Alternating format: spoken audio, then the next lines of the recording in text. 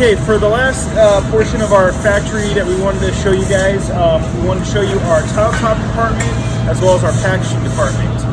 The three machines you see behind us, those are going to be our water jet machines.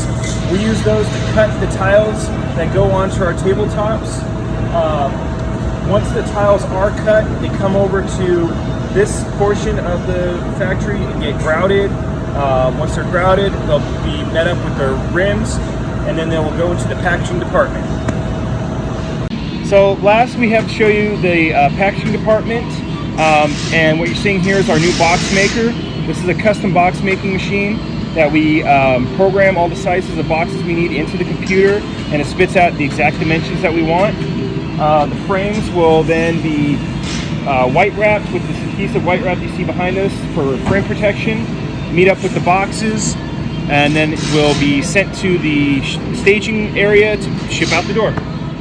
Okay, so that's what we've been working on to get the factory up and running. We've been working really hard, and hopefully this gives you guys a good idea of what we've been working on and where we're at.